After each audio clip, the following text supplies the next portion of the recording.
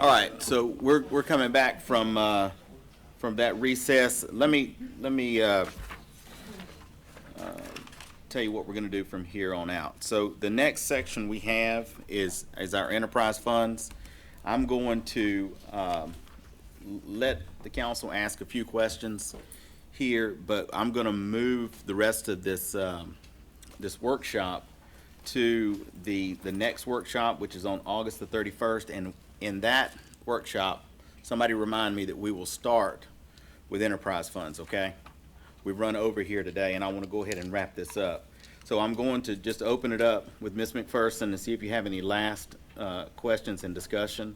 And then I'll do the same for Mr. Carter and then Mr. Young, and then we'll recess this, or actually I'll adjourn it, and then we'll start with enterprise funds in our next meeting. Ms. McPherson. Okay, so stormwater? Did I miss something? Anything you want to do in enterprise funds, which includes stormwater, which includes wastewater, utility administration, any of these items, if you just have some, you said you only had a few tabs anyway? Yeah, Just hit the few that you've got, and Okay. we'll start here in the next workshop. Okay. Professional, this has to do with a consultant to look at, I think, a stormwater utility or something along that line. And so it looks like we budgeted 170,000 with the consultant being 150.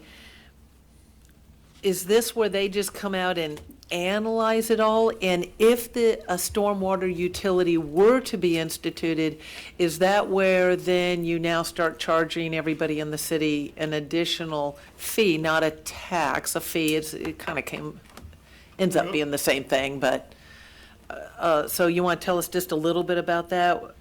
Why? I mean, it's in here for a reason, whatever. Yeah, our storm system here in Villa Rica is kind of like our utility system. It's been neglected for a very long time. We've had, the Flowers Bakery culvert, and 2 or 3 others. Mayor and council have approved a design fix on the 2004 Hubbard Court, and those kind of things. SPLOST and the general fund can't keep funding that stuff. We need to generate some dollars with the utility to be able to do that. Consultant will come out and analyze our system.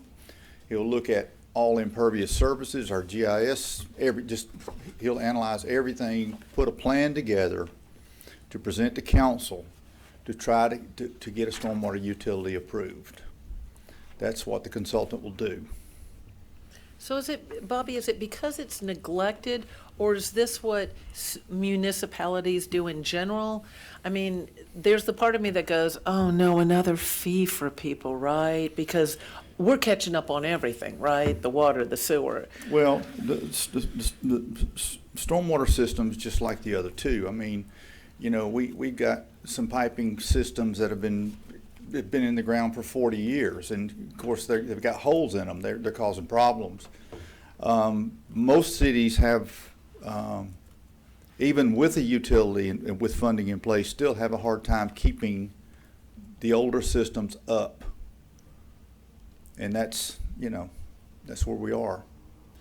Because once we get it, it'll never get undone. I mean, that's why I say it. Once it's instituted, it will always be there. So I just wanted to make sure. And I guess we'll get whatever this consultant comes up with, and we'll evaluate it at that time. Okay.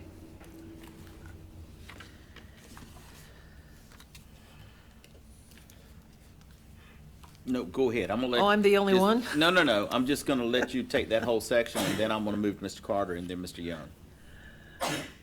Okay, new operator in wastewater. Anything we need to, we must need a new operator. It's in here. So I just said, tell us about it. And it survived the cut.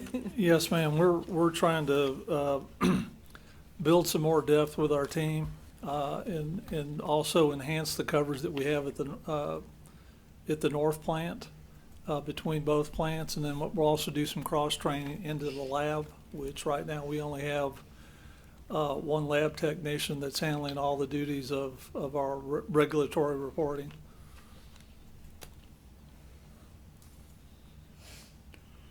Okay. That's all. And I only have one other thing, and when I was looking through, I think it is, I got one tab here and a Stickum note. Nope, that was for me. That was just to remind me about the 3 million in the, is all our, yeah, it's not yours, I'm sorry. Okay. But somebody else may. I was actually just gonna say, is all our American Rescue Plan, which I call ARP, and I need to call it ARPA, that's all going into infrastructure? We don't know. Y'all haven't decided. Okay, all right. I saw it under capital. We could easily spend it without having to sit and talk much about the options. Oh, I'm sure. I know it must have, it had some limitations as to how it could be used, but I knew it wasn't gonna be a problem having a place for it. My last question has to do with, we had, back years ago, I was so happy to finally get traffic calming in the budget, having a line item for traffic calming. We actually did finally, we didn't do speed humps, but we did finally, Punkintown, I think that's what we're attempting to do there right now, and when we get the data. I just want to know if there's anybody besides me that hopes that on all those streets that we hear about over years and years, that we do actually get some speed humps on them at some time. I'm talking everywhere from Dogwood. I mean, people go 45 and 50 down, narrow roads, and we've budgeted now for 3 years plus, and we haven't done one speed hump. The only ones we've done, I think, are on Golfers Way over in Mirror Lake, where the citizens did their petition, all the stuff they had to do, jump through the hoops. Am I the only one that has an issue with them speeding through neighborhoods? And it would be nice to have those get, even if you only do a couple a year. We had it in the budget, but we never did any. So, I'll speak to that, and Bobby, did Bobby leave? You didn't leave, but He tried to stay napping. awake. But, it is true that you talk about this every year, and when we talk about it, we do sort of think about, there are areas where we do think it would benefit, but remember, this is a citizen-driven, sort of task and we need the folks who are impacted by it, the ones who live on the street, to get involved. We have the money to do it, but they have to do the work. And it's not just that they need to do the work, it's that they need to be the buy-in for it. They observe what's going on up and down their streets, along with the fact that we're going to have guidelines from GDOT and various safety concerns. For example, the moment you mentioned Dogwood, I mean, obviously we need people to slow down on Dogwood. But that terrain over there seems to me to be quite dangerous to put a hump in the middle of that road. But I'm no expert, so I rely on the experts to tell me this is where we can put it or not. But first, we got to get the citizens that live on the street to say, hey, we want one. Because I'll tell you what happened over on Golfers Way. Yeah, I got that done. We put it in over there. But I got just about double the number of complaints after it went in that I had before it went in. So, we got people messing up the bottoms of their cars, people screeching out in front of it. So, it's one of those, some you win, some you lose. But I'm glad that we put it in the budget, and if people have enough of a concern to bring it to us, I think we'll have the money to do it. Well, let me note that my understanding back when we did this was that it could be citizen initiated, but the plan we set up for it to be citizen initiated, when I read it and looked at it, was basically, well, this is how we make sure you never get one. We Well- make it so onerous for you. Yeah, Pete, You and I you don't have agree. to deal with it. Yeah, you and I agree that it is cumbersome and it probably is discouraging, but let me say this. When that process is begun, staff does help. They will become a part of it, but they've got to at least start it. Somebody has got to at least start it on the citizen Well, side. my understanding was that we could initiate it if we'd gotten complaints, but I totally agree with you that there needs to be buy-in, there needs to be, and Bobby had told me at one time we'd have to, with the Dogwood one, we'd have to contact the citizens over there. It's so much easier in a subdivision. Those people are organized. They have a communication system a lot of times set up in the neighborhood. When you live out on a street where part of the people are renters, and then they don't have an HOA, they don't have any type of neighborhood organization. It's extremely hard for them to do it. And that's all. I hate it. I think the one for the citizens needs to be less onerous, and I think we need to clarify if it can be initiated by the city as well, but not without sending something to those citizens that says, we've heard complaints on this. Is this, to at least show that Right. there's some buy-in, yeah.